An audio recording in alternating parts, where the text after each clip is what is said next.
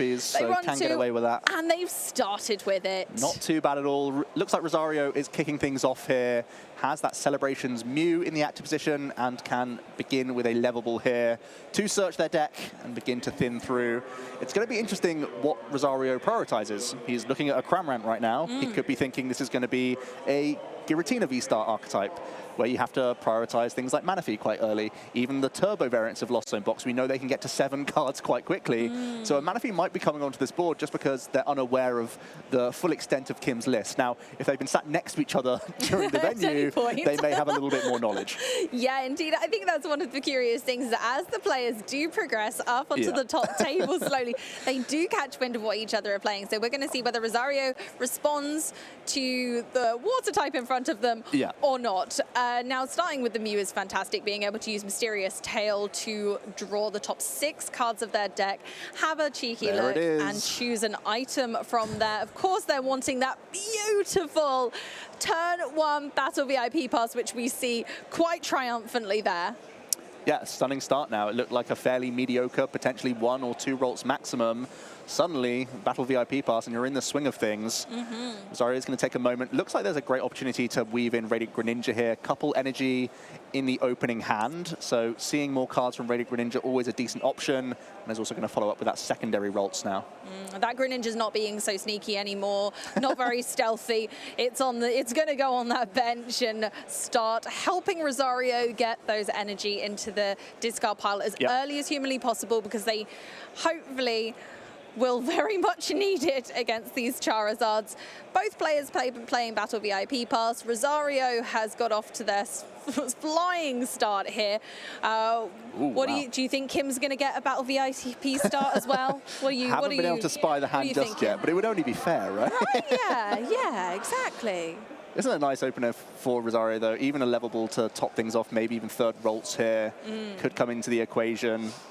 And it's everything you're really looking for as a Gardevoir player. We know that the Curliers are so essential for drawing you through the deck, as well as getting into your eventual Gardevoir EX and Shining Arcana Gardevoir. And yeah, the Radiant Greninja helping out. Oftentimes, removing a resource from hand is a downside, whereas Greninja in this archetype seems like a win-win. We love banking those Psych Energy for later. And this is pretty much everything you want to look for. Even has Supporter for next turn, has some rare candies. They're currently not that usable, but we're even going to see the Temple of Sinnoh, and that's interesting because there are Jet Energies in Kim's list. There's actually 3 copies of it. I think that was a really, really clever play from Rosario. Looking at the Cramorant in front of them, they thought, right, this is Lost Zone. This has to be Lost Zone. What are they going to want to be doing? They're going to want to be switching lots. Unfortunately, Kim's turn begins and Artisan is down to say, no thank you. Going ahead, searching their deck for a basic Pokemon. So here they'll be checking through, seeing what's in those prize cards, and probably beginning their day off with a Comfey. Wow, eyeing up Charmander super early. I would think even with Battle VIP Pass, you'd still want multiple Comfey. Yeah. And Kim is thinking twice and is actually going to go for the Comfey early on. Has a VIP Pass follow-up. And again, thanks to that Artisan bounce, we'll be able to get Jet Energy value here. Yeah. So can dance between a couple of their Comfey. Jet Energy is actually really solid with Charizard-based builds because you can pull so many energy out the deck just to attack with your Charizards themselves. They naturally power themselves up so easily that you have these floating energy attachments. And Jet Energy is so handy because it can allow you to use multiple Comfey in a turn. That's so crucial, exactly that. Comfey jetting quite literally into the active spot, and then it's got an energy to retreat. Or you could use one of your other switch options, leaving a Jet Energy on a Comfey, popping it back onto the bench to utilize later is never a bad thing. Leftover energy on Comfey is a fantastic scenario to be in and is never frowned upon.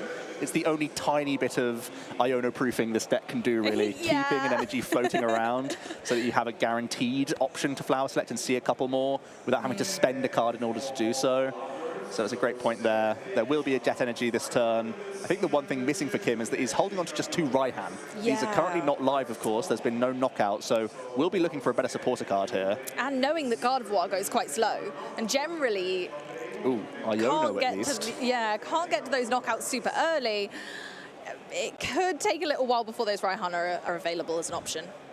Yeah, it looks like Kim's got an Iono here. Does play 2 copies of the Iono, so it might just be saying, well, let's not cram this turn, but it's giving himself one more chance for Colress here.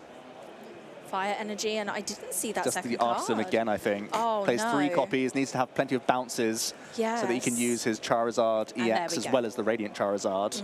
So I think it might have to be an Iono now.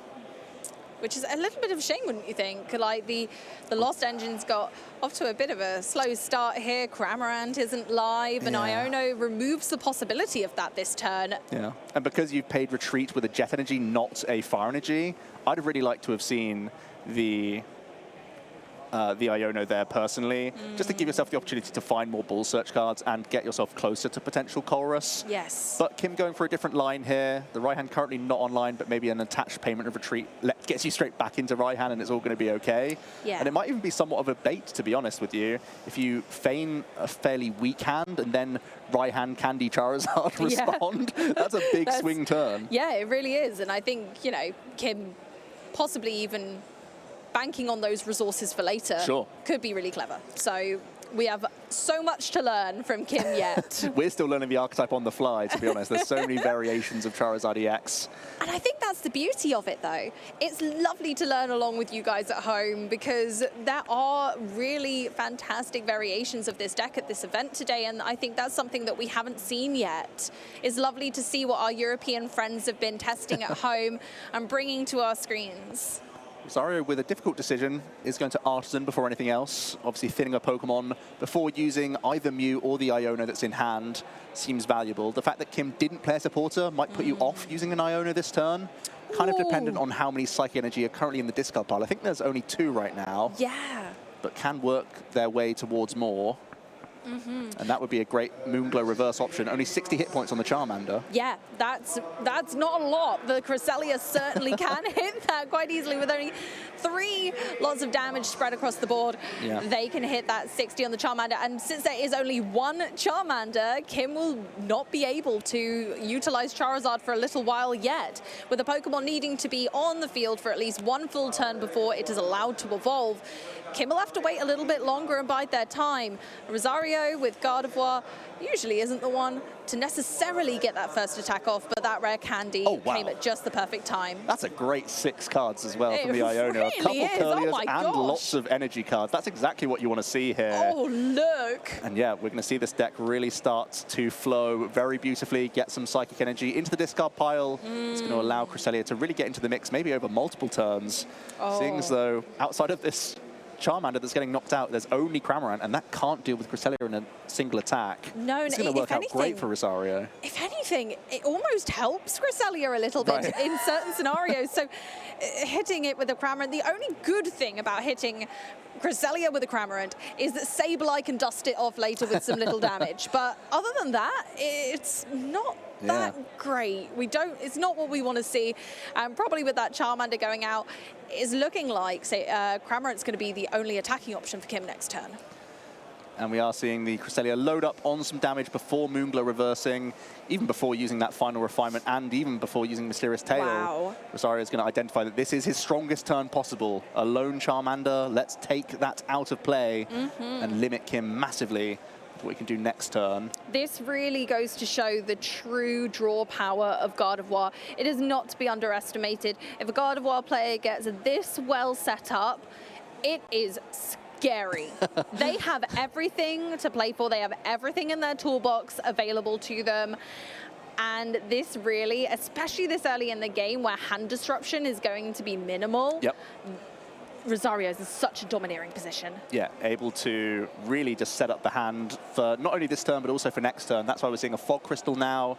That can also be refined away quite happily with another one held in hand for next turn.